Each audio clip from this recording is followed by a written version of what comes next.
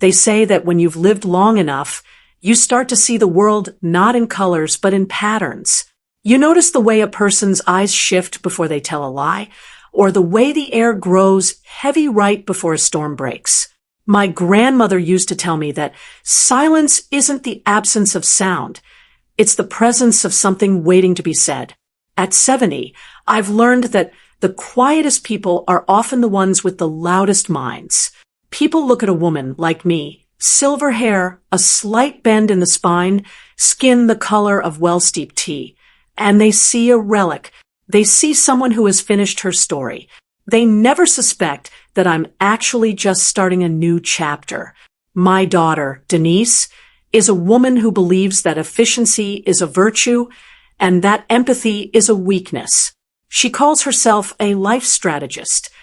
In my day, we just called people like that cold.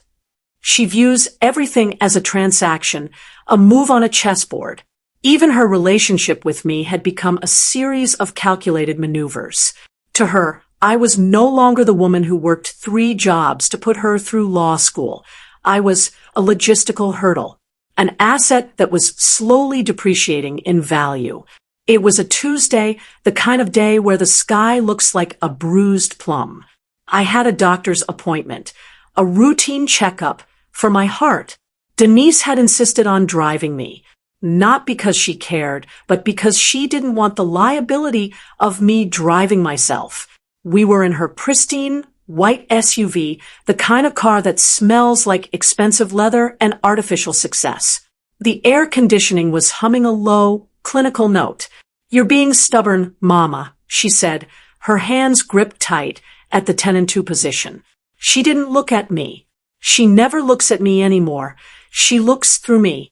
The assisted living facility isn't a home. It's a transition. You're becoming unpredictable. Last week you left the kettle on. I was making tea, Denise. I replied softly. My voice is steady, a product of decades of choir practice, and even more decades of holding my tongue. The kettle whistles when it's ready. That is its job. I didn't forget it. I was waiting for it. It's the principle, she snapped. I can't be looking over my shoulder, every 5 minutes wondering if you've burned the house down. My house, which I might remind you, you signed over to me for tax purposes. I looked out the window. The first drops of rain began to smear against the glass. I had signed that house over because I trusted her. I thought I was securing her future. I didn't realize I was handing her the keys to my cage. We were 3 blocks from the clinic when she pulled over. Not into a parking spot, but right against the curb next to a construction site where the sidewalk was nothing but mud and jagged stone. "I have a conference call," she said, checking her gold watch. "The clinic is right there. You can walk the rest of the way. It'll be good for your circulation." I looked at the sky. The clouds had opened up. It wasn't just raining, it was pouring, a relentless gray sheet of water. The clinic was at least 200 yards away, up a steep incline. "Denise, I don't have an umbrella," I said. My heart gave a small rhythmic flutter, not of fear, but of recognition. The pattern was shifting. "Then walk fast," she said. Her voice was flat, devoid of the warmth a daughter should have for the woman who birthed her. "Consider it a lesson in independence. You keep saying you don't need help? Prove it. I'll pick you up in an hour. Don't be late. I have dinner reservations at 8. She reached over, unlocked my door, and waited. I didn't argue. I didn't beg. I simply gathered my coat, stepped out into the deluge, and felt the cold water immediately soak through my blouse. The door slammed shut behind me. Through the tinted glass, I saw her silhouette, already talking into her headset, already moving on to the next strategic part of her day. She drove off, splashing muddy water over my shoes. I stood there in the rain, the weight of the water pulling at my clothes, my hair flattening against my skull. I didn't move for a long minute. I just watched her brake lights disappear into the gray mist. She thought she was teaching me a lesson about my own frailty. She thought she was showing me who held the power. But as the rain seeped into my bones, I felt a familiar, cold clarity settle over me. Denise forgot one thing. She learned how to be ruthless from the world, but she learned how to be patient from me. And patience, when applied with precision, is the most dangerous weapon an old woman has. I didn't go to the doctor. I walked in the opposite direction, toward a small pharmacy I knew. My phone was in my pocket, wrapped in plastic, a habit from my days living in the South. I took it out and made one single call, not to a friend, and certainly not to the police. I called a man named Elias, someone I hadn't spoken to in 20 years, but someone who owed me a debt that time hadn't erased. Elias, I said, my voice cutting through the sound of the storm. It's Ruby. It's time to settle the ledger. The rain continued to fall, but I wasn't cold anymore. I was focused. Denise thinks she left a helpless old woman in the rain to dry up and fade away. She has no idea that she just gave me the one thing I needed to dismantle her carefully constructed world. A reason. If you've ever felt the sting of being underestimated, leave a mark of your presence below. Tell me the city where you're watching this unfold. And join this circle by subscribing so you don't miss the moment the ledger finally balances. Elias didn't ask why I was calling. Men like Elias, men who have spent their lives in the shadows of the city's infrastructure, understand that a voice from the past doesn't resurface for small talk. He simply gave me an address, a small tailor shop in a part of town Denise wouldn't drive through without locking her doors. I hailed a cab, my damp clothes clinging to the vinyl seat, the heater humming a low, sympathetic tune. I watched the city blur through the rain-streaked window. The shop smelled of cedar, old paper, and the metallic tang of sewing machines. Elias looked exactly as I remembered, only more translucent, his skin like parchment stretched over mahogany. He looked at my soaked coat and didn't offer a towel. He offered a chair. "Ruby," he said, his voice a gravelly whisper. "You look like you've been baptized in the gutter." "Worse, Elias," I replied, smoothing my skirt. "I'd been taught a lesson." He leaned back, his eyes sharp behind thick spectacles. 20 years ago, I had saved his son from a mandatory minimum sentence by testifying about a police report that had been adjusted. I hadn't asked for money then. I had asked for a marker. And in our world, a marker never expires. "Denise is moving me," I said, the words tasting like copper. "She's taking the house. She's taking my autonomy. She thinks I'm a glitch in her software." Elias chuckled, a dry, rattling sound. "She always was a bright girl, but she lacks the one thing that makes a person truly dangerous, the memory of what it's like to have nothing. She thinks the walls she built are solid because she paid for them." "I need to see the digital skeleton, Elias," I said. "The things she thinks are buried in the cloud. Her firm's restructuring records. The offshore accounts she thinks are invisible. And I need the deed to the house, the original one, before the gift transfer." Denise was a corporate lawyer specializing in asset protection. It was a fancy term for hiding money where the sun doesn't shine. She was meticulous, yes, but she was also arrogant. She believed that because I didn't know how to use a tablet without her help, I didn't understand the concept of a paper trail. She forgot that I spent 40 years as a head clerk for the city's records department. I was filing documents before her father was a glimmer in my eye. "I know where the ink fades." Elias nodded. "It'll take a few days. The digital world is fast, but the truth is slow. It hides in the corners." "I have time," I said. "Denise thinks I'm at the clinic. Then she'll think I'm sulking in my room. I've spent 70 years being what people expected me to be. I can spend a few more days being invisible." When I finally walked into the house 2 hours later, I was shivering partly from the cold, partly from the adrenaline. Denise was in the kitchen, a glass of kale juice in one hand and her phone in the other. She didn't look up. "You're late," she said. "I went to the clinic to pick you up. They said you never checked in. I assumed you wandered off or got confused. I was about to call the hospitals." She said it with the boredom of someone describing a misplaced set of keys. There was no fear in her voice, only the irritation of a disrupted schedule. "I took a cab," I said, my voice trembling just enough to play the part. "I got lost in the rain. Denise." My head, it felt heavy. She finally looked at me, a flicker of triumph crossing her face. Confusion. It was exactly what she wanted. It was the evidence she needed for the competency hearing she was undoubtedly planning. "See," she said, setting the glass down. "This is exactly what I'm talking about. You're a danger to yourself, Mama. I've already started the paperwork for the Willows. We'll move you in on the 1st of the month. It's for the best." I looked at her, my daughter, the girl I used to tuck into bed, the woman I had built from my own marrow. She looked back at me, with nothing but cold calculation. "Whatever you say, Denise," I whispered. I let my shoulders slump. I let my eyes wander, unfocused. I played the role of the breaking branch. I went to my room and closed the door. I didn't turn on the light. I sat in the dark and listened to the rain tapping against the glass. Denise thought she was closing the door on my life. She didn't realize she was just locking herself in a room with a woman who had nothing left to lose and all the time in the world to dismantle the lock. The 1st of the month was 12 days away.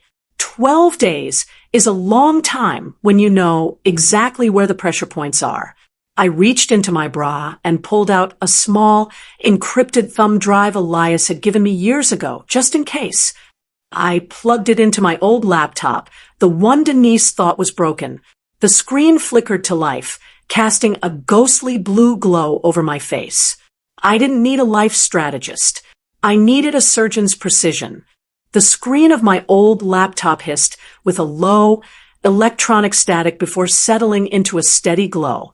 Denise had replaced this machine 3 years ago, calling it a dinosaur and handing me a tablet with rounded corners and simplified icons that treated me like a toddler.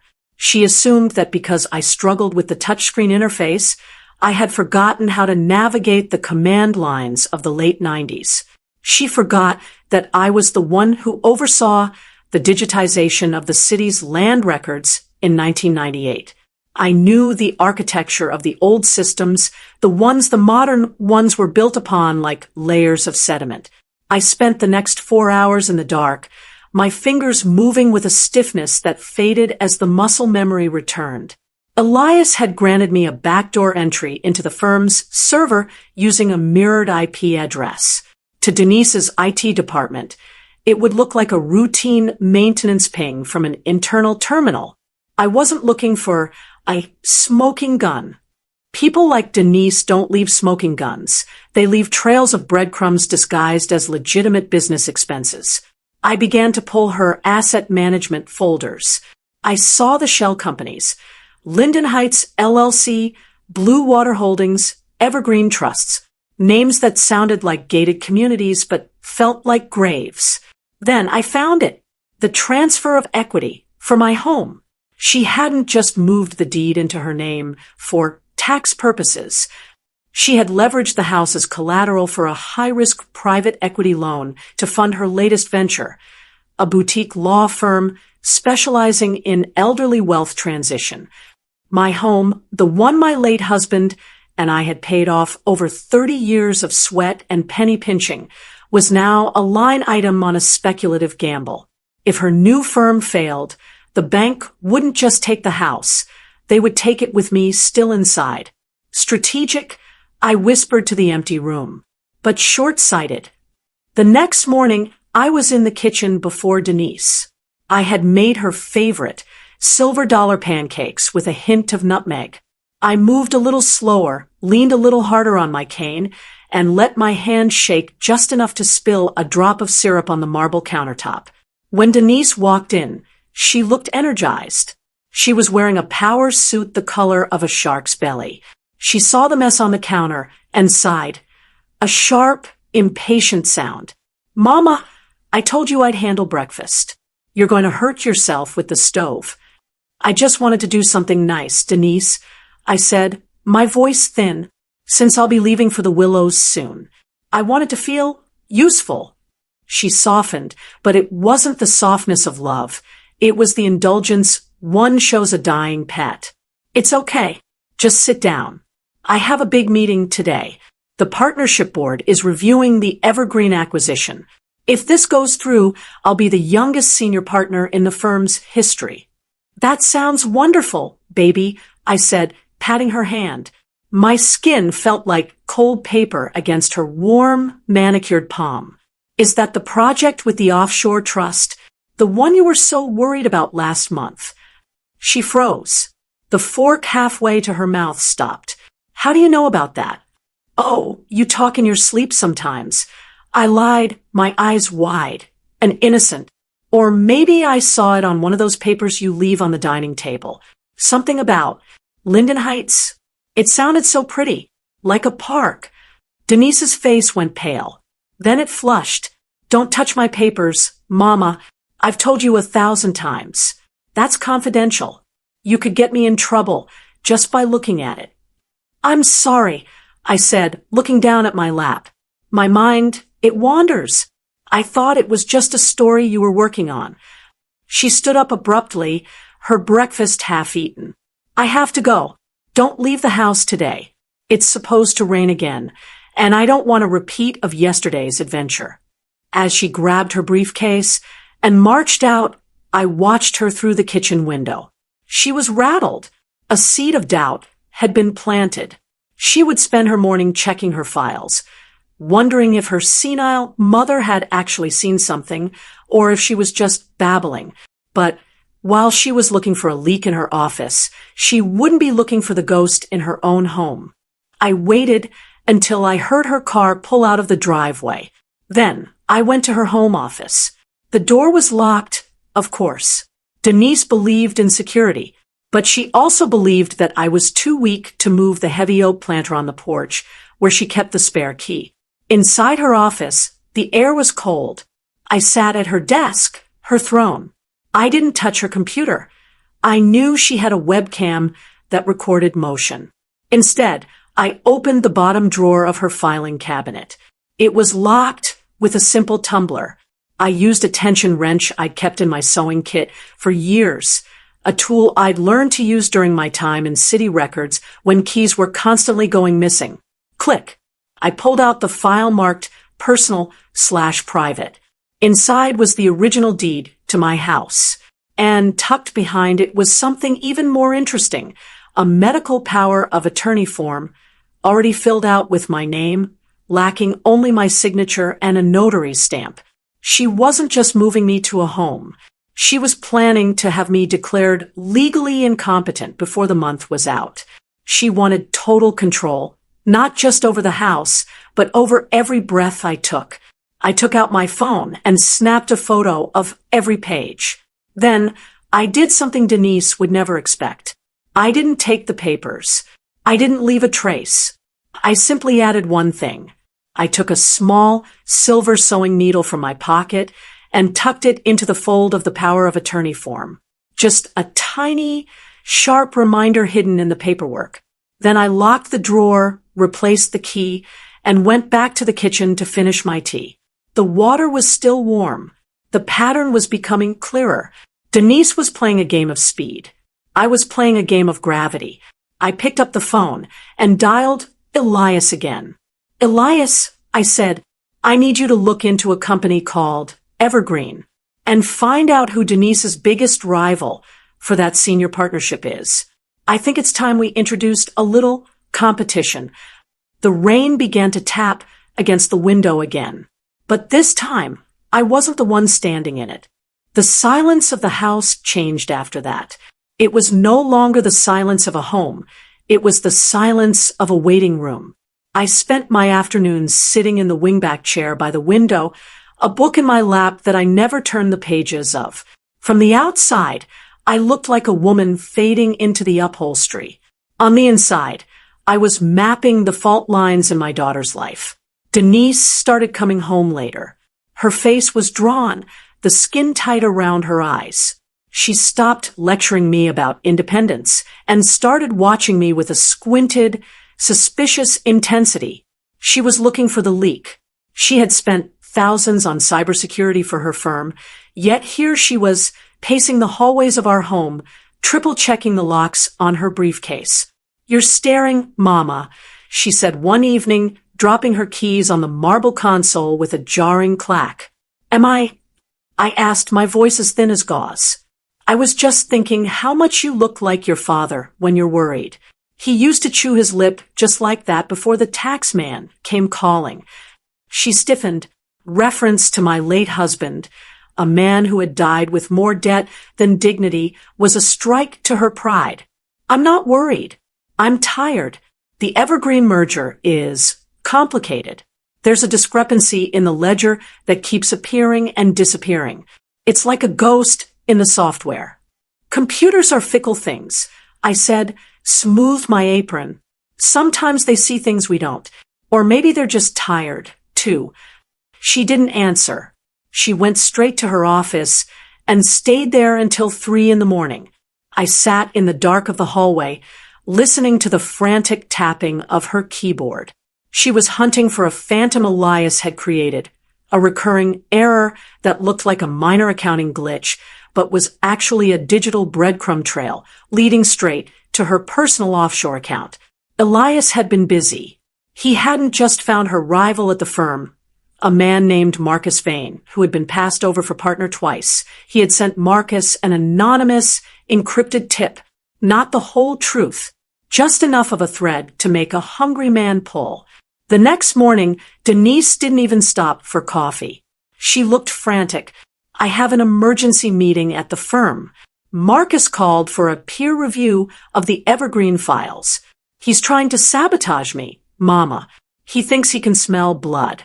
"In my experience, Denise," I said, standing at the door as she rushed out, "blood only smells when the wound is already open. Be careful with those papers. They're sharper than they look." She didn't hear me. She was already in her SUV, tires screeching against the pavement. I spent that day in a state of clinical calm. I didn't clean. I didn't cook. I went to the basement and pulled out an old metal lockbox I hadn't opened in a decade. Inside were the original blueprints of this house, the ones my husband and I had used when we added the sunroom and the hidden floor safe in the pantry. Denise didn't know about the safe. She thought the pantry was just a pantry. She had lived here 20 years and never noticed that the floorboards under the flour sacks didn't creak. Inside that safe was the one thing Denise had forgotten existed, the original hand-signed deed of trust, and a letter from her father, written on his deathbed, detailing exactly where the missing money from his business had gone. He hadn't lost it. He had hidden it in a trust for me, one that required both our signatures to dissolve. Denise had forged my signature on the gift transfer 2 years ago. She thought she was being clever, using a digital scan of my handwriting from an old birthday card. But a digital scan lacks the burr of a real pen, the microscopic indentations in the paper that a forensic examiner looks for. I took the original deed and the letter. I put them in a fresh envelope. Around 4 p.m., the rain returned. It was a soft, mocking drizzle this time. My phone buzzed. A text from Elias. "The bird has landed. Marcus is asking for a full audit. Your daughter is being escorted to administrative leave while they investigate." 10 minutes later, the SUV pulled into the driveway. It didn't glide. It lurched. Denise didn't walk into the house. She stumbled. Her hair was a mess. Her expensive suit jacket was missing, and her eyes were wild. "They took my badge," she whispered, leaning against the doorframe. "They took my laptop. Mama, someone told them. Someone knew about the Linden Heights account. They think I was embezzling from the Evergreen Trust." "Were you?" I asked. I didn't move from my chair. I didn't offer her a glass of water. It was a bridge loan, she screamed, her voice cracking. I was going to put it back as soon as the partnership bonus hit. I just needed the house as leverage. I was doing it for us, so we could have a better life. For us. I stood up. My spine felt straighter than it had in years. The bent old woman persona fell away like a discarded coat. Or for the image of us you wanted to sell? She looked at me then. Really looked at me. She saw the lack of confusion in my eyes. She saw the steady hand holding the envelope. You, she breathed. It was you. How? You don't even know how to use the cloud. The cloud is just someone else's computer, Denise, I said, my voice low and dangerous. I've been managing records since before you were born. You thought I was a relic. You thought I was a burden to be managed and tucked away in a home so you could play with my life like a toy. I'll call the police, she hissed, reaching for her phone. I'll have you committed today. You're delusional. You're attacking me. Go ahead, I said, holding up the envelope. But before you do, you might want to look at this. It's the original deed, the one you lost, and it's the forensic report on the signature you forged. I've already sent a copy to Marcus Vane's personal email, along with the routing numbers for Blue Water Holdings. She froze. The phone stayed in her hand, but her arm went limp. The silence in the room became heavy, a physical weight pressing down on her. You wouldn't, she whispered. I'm your daughter. And I was your mother, I replied, until you decided I was an obstacle. You left me in the rain to teach me a lesson, Denise. Well, the lesson is over, and I'm afraid you failed the final exam. The look on her face wasn't one of anger anymore. It was the look of a child who had realized the floor was no longer beneath her feet. The silence that followed my words was not empty. It was heavy, like the air in a room before a heavy oak door clicks shut. Denise stood paralyzed, her phone halfway to her ear, a modern weapon rendered useless by an ancient truth. She looked at me, and for the first time in 15 years, she didn't see a project or a liability. She saw a predator. You've been watching me, she whispered, her voice cracking. Every morning, every dinner, you were just sitting there calculating. I wasn't calculating, Denise, I said, my voice steady and low. I was observing. There is a difference. Calculation is what you do when you want to take something. Observation is what you do when you want to understand why someone thinks they can take from you. I walked toward the kitchen, my cane tapping a rhythmic, deliberate beat on the hardwood. I didn't limp. The performative frailty I had worn like a costume for months was gone. I felt light, my movements fluid and precise. I poured myself a glass of water, the cool, liquid clear, and honest in the light of the overhead lamp. You thought my mind was a fading map, I continued, not looking back at her. You thought that because I didn't understand your world of disruption and leveraged assets, I didn't understand the fundamental laws of power. But power isn't about who has the fastest computer or the loudest voice. It's about who holds the deed, not the paper deed. Denise, the moral one. She finally moved, dropping her bag onto the floor with a dull thud.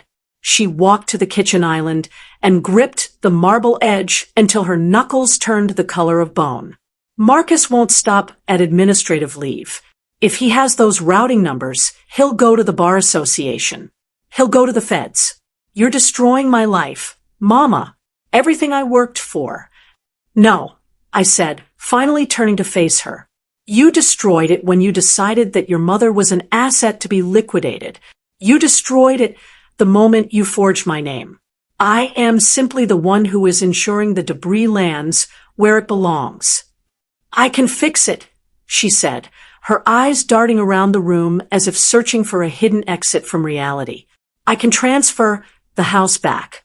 I'll cancel the Willows. We can go back to how it was. How it was, I let out a soft, dry laugh. How it was a lie, Denise. You were waiting for me to die, and I was waiting for you to remember who I am. We've both run out of time for that. The rain outside intensified, a sudden lash against the window pane that made her flinch. In the dim light of the kitchen, she looked small. The power suit no longer fit. It looked like a costume borrowed from a much larger, more competent woman. "What do you want?" she asked, her voice a hollow shell. "I want what's mine," I said, "and I want you to understand that the lesson I taught you in the rain wasn't about independence. It was about consequence. You left me out there because you thought I had nowhere to go. But a woman who has lived 70 years always has a place to go. Usually, it's a place people like you have forgotten exists." I reached into my pocket and pulled out a small, handwritten list. It wasn't digital.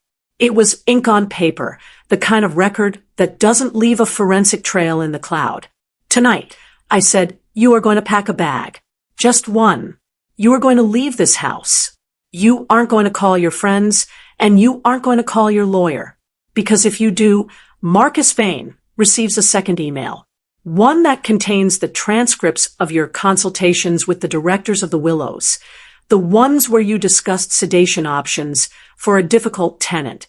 Her breath hitched. The secret cruelty she had planned, the quiet silencing of her own mother, was now the very noose around her neck. "Where am I supposed to go?" she asked, her voice trembling. "The same place you sent me," I replied. "Into the rain. Figure it out, Denise. Use your strategic mind. Prove to me that you're as independent as you claimed I needed to be." She looked at me, a flicker of the old defiance sparking in her eyes, but it died quickly. She saw the envelope on the counter. She saw the calm, observant weight of my gaze. She realized that for the first time in her life, she wasn't the smartest person in the room. "I hate you," she hissed, the words dripping with a venom that didn't hurt me. It only confirmed I was right. "I know," I said. "Love is a luxury for those who respect each other." We moved past that 3 blocks before the clinic. I watched her turn and walk toward the stairs. Her footsteps were heavy, echoing through the house I had built, the house she had tried to steal. I sat back down in my chair. The tea was gone, but the clarity remained. But I wasn't finished. Displacing Denise was only the first phase. A woman like her is like a weed. If you don't pull the root, she'll find a way to break through the concrete again. I picked up my phone and dialed a number I had memorized 40 years ago. "This is Ruby," I said when the line picked up. "I need to file a formal report regarding a forged instrument, and I'd like to speak to the auditor's office. There's a discrepancy in a city land trust that's been bothering me for 20 years. The game wasn't just about the house anymore. It was about the foundation. The house felt larger once Denise was upstairs, the frantic sounds of her packing, the sliding of hangers, the aggressive zipping of suitcases, bleeding through the ceiling. It was the sound of a life being dismantled in real time. I sat in my wingback chair, the one she had tried to price for an estate sale just 3 weeks ago, and watched the shadows stretch across the floor. At 70, you realize that most people's power is purely atmospheric. It's a performance of confidence, a sharp suit, and a loud voice. But real power is like the foundation of this house. It doesn't need to shout to hold up the roof. Denise had forgotten that I was the architect of her comfort. Every connection she had, every elite circle she moved in, had its roots in the social capital I had built over 40 years of quiet service to this city. The phone rang.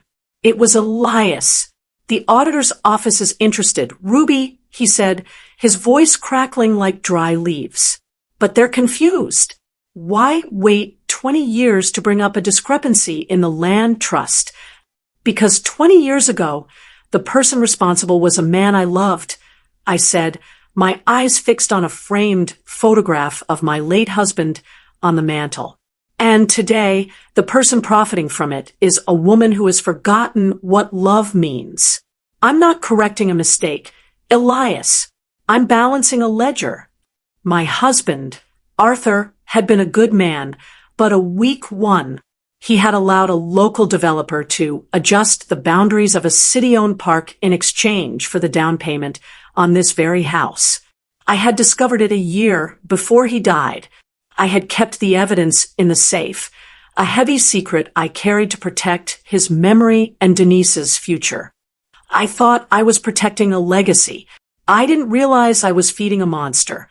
Denise had discovered the same secret in her own way, through her firm's title searches.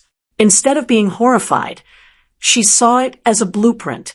She realized that if her father could steal a piece of the city, she could steal a piece of her mother. Marcus Vane is at the firm now, Elias continued. He's going through her private server. He found the Willows folder, Ruby. He's disturbed. Even for a man like him, the coldness of it is a bit much. Good, I said. Let him be the hero. Men like Marcus love to play the savior when it benefits their career. He'll make sure the Bar Association sees everything. He won't do it for me. He'll do it to ensure she never sits in a corner office again. I hung up just as Denise came down the stairs. She was carrying 2 heavy bags, her face a mask of cold fury.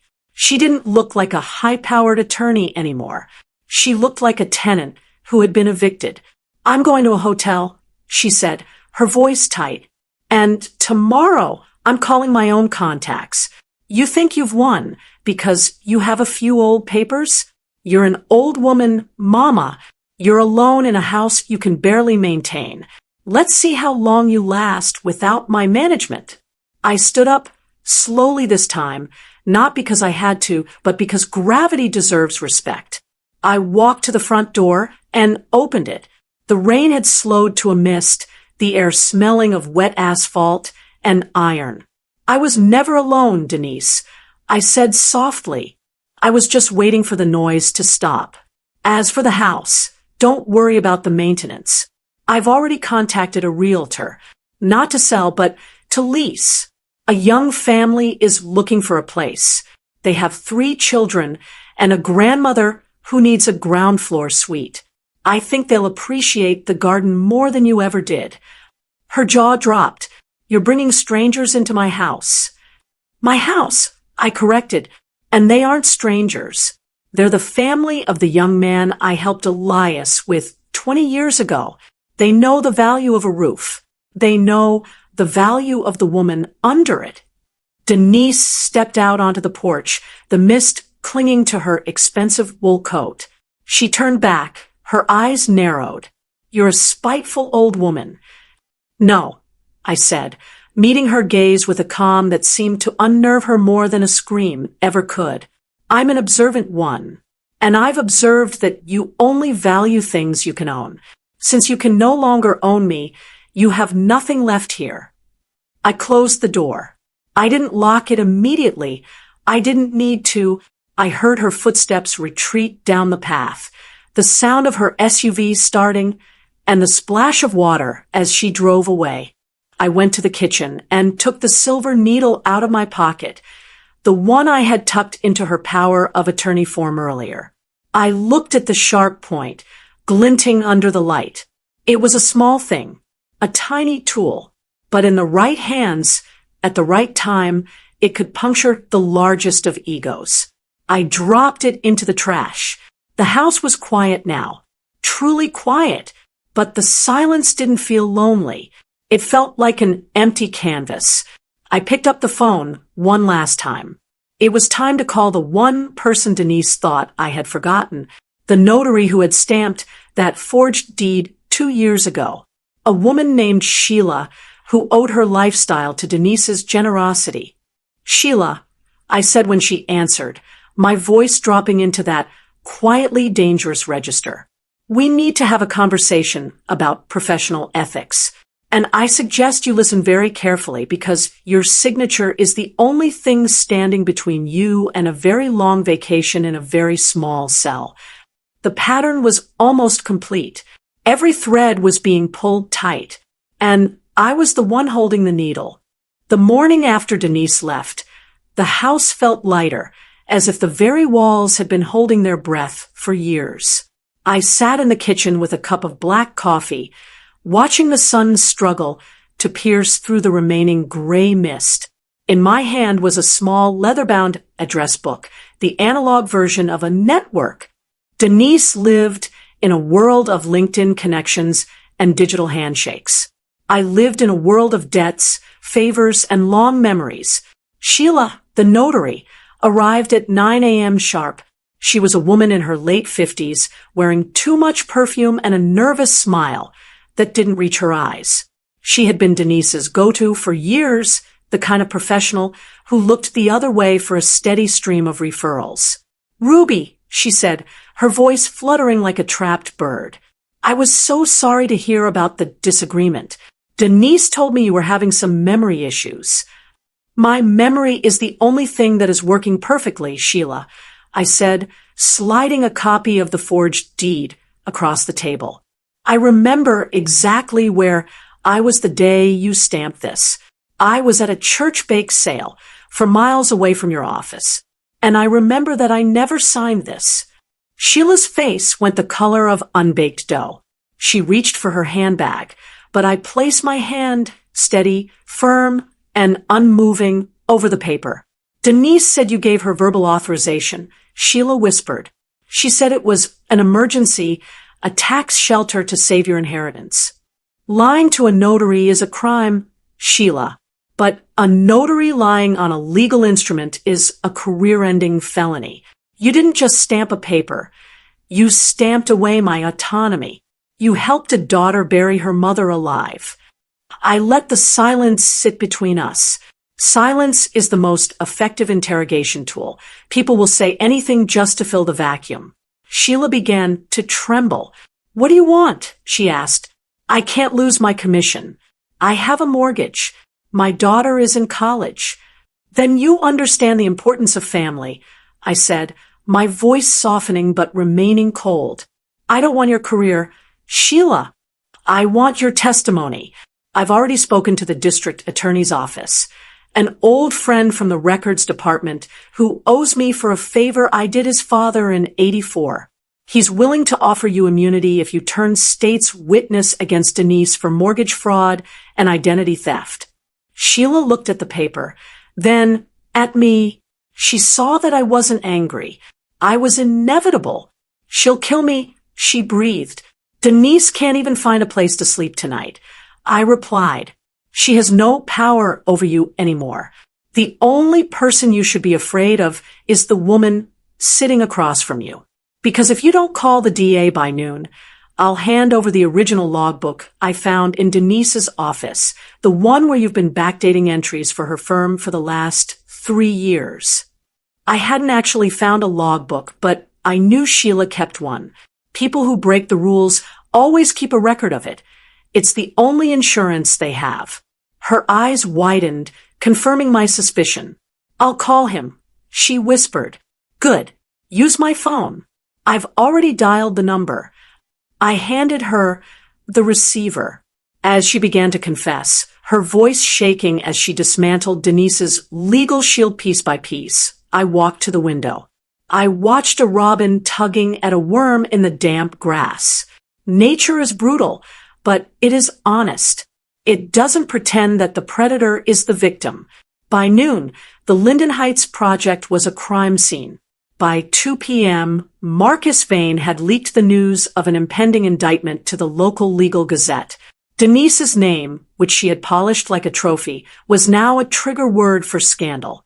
I spent the rest of the afternoon in the garden. I pulled the weeds from around my hydrangeas, my hands deep in the cool, dark earth. I felt a profound sense of peace. For years, I had been a guest in my own life, a ghost haunted by my daughter's ambition. Now, the roles had reversed, but the final move was yet to come. Revenge, if it is to be truly effective, must be educational. Denise needed to see exactly what happens when you underestimate the foundation you stand on. The phone rang in the hallway. I didn't rush to answer it. I finished pruning the last branch, wiped the dirt from my knees, and walked inside. "Mama?" Denise's voice was unrecognizable. It was high, thin, and serrated with panic. Mama, the bank, they froze my accounts. They said there's a flag for suspicious activity. I'm at a gas station, and my card was declined. I can't even pay for a sandwich.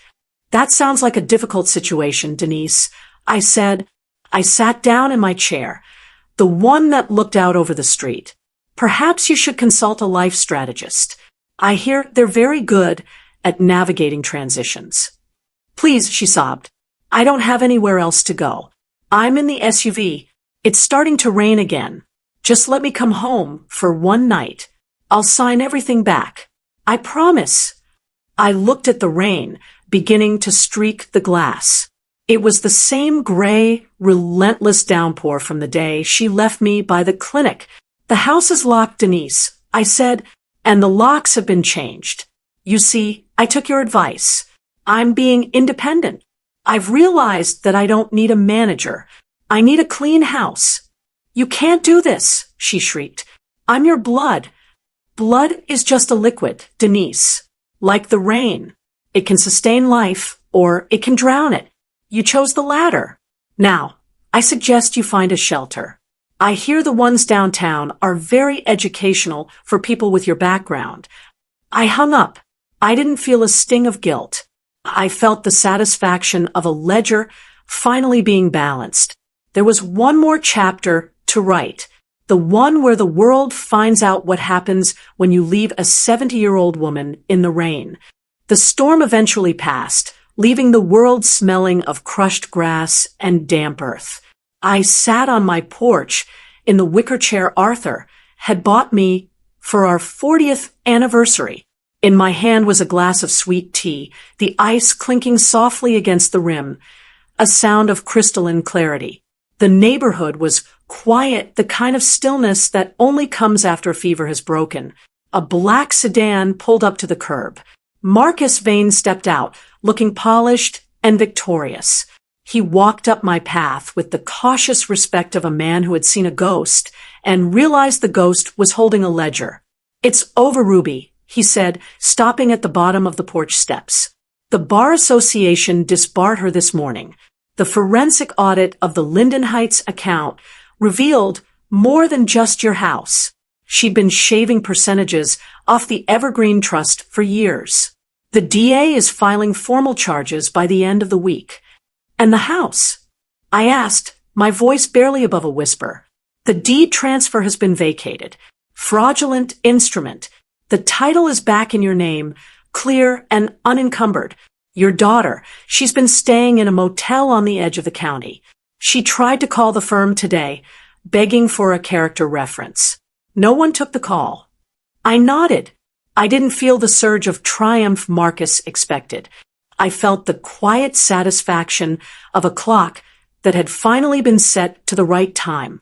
You played a dangerous game, Ruby, Marcus said, his eyes searching mine. If I hadn't stepped in, if Sheila hadn't talked. But you did, Marcus, and she did, because I knew exactly which strings to pull and how much tension they could take. People like Denise think power is a hammer. They forget that the most effective tool is the needle, small, sharp, and silent. He looked at me for a long moment, then tipped his head in a silent acknowledgement. He turned and walked back to his car, leaving me with my porch, my garden, and my name. An hour later, a yellow taxi pulled up. Denise stepped out. She wasn't wearing the power suit anymore. She was wearing a rumpled tracksuit, her hair unkempt, her face swollen from days of a reality she couldn't strategize her way out of. She stood at the edge of the lawn, looking at the house as if it were a fortress she had once owned but could no longer enter. I didn't get up. I didn't call out. I simply watched. She walked to the base of the steps, her hands trembling. Mama, she croaked. The police, they came to the motel. They told me there's a warrant. I have nowhere to go. I have no money. They're going to take everything. They aren't taking anything, Denise, I said, set the tea down on the side table. They are simply reclaiming what was never yours. You spent years treating me like a ghost in your hallway. You forgot that ghosts have memories, and memories have consequences. Please, she sobbed, sinking to her knees on the damp grass. I'm your daughter. You can't let them take me. I am not the one taking you, Denise. Your own choices are. You left me in the rain to teach me a lesson about my weakness. I stayed in that rain to learn the truth about your heart. It turns out mine was stronger. The sound of a siren drifted from a few blocks away, low, steady, and inevitable. Denise flinched, her eyes wide with a terror that no life strategist could manage. She looked at me, pleading for a mercy she had never shown. I've left a bag for you on the bottom step, I said. It has your birth certificate, your degrees, and the photos of your father. The things that belong to the person you used to be. The person you became. She has to answer to the law. The police car pulled up behind her taxi. 2 officers stepped out. They were polite, professional, and firm. They helped her up from the grass. She didn't fight. She looked broken, a hollow shell of a woman who had tried to build a kingdom on sand. As they led her toward the car, she turned back one last time. Why, she whispered, why go this far? Because, Denise, I said, my voice carrying across the quiet lawn like a tolling bell. An old woman might move slowly, but her justice is absolute. You thought I was a relic of the past. You forgot that the past is the only thing that truly lasts. The car door closed. The sirens didn't scream on the way out.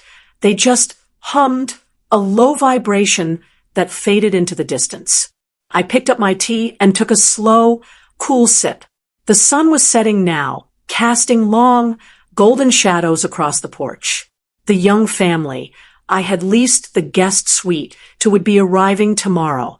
There would be the sound of children laughing in the garden. There would be life in the hallways again. I reached into my pocket and pulled out a small, old key, the one to the floor safe in the pantry. I didn't need it anymore. The secrets were out. The ledger was balanced. The weight was gone. I looked out at the street where Denise had once splashed me with mud. The pavement was dry now. The air was clear. I leaned back in my chair and closed my eyes, listening to the heartbeat of the house I had reclaimed. They say you can't go home again, but they're wrong. You can always go home, as long as you're the one who holds the key. The storm has passed, and the debt is paid. But remember, the world only sees what you allow it to see, and a quiet woman is never a safe one. If this story resonated with you, show your support by liking and sharing this journey with someone who needs to hear it. Subscribe to ensure you're here for the next chapter of justice, and comment the city you're watching from tonight. I'd like to know where my allies are standing. Until next time, stay observant.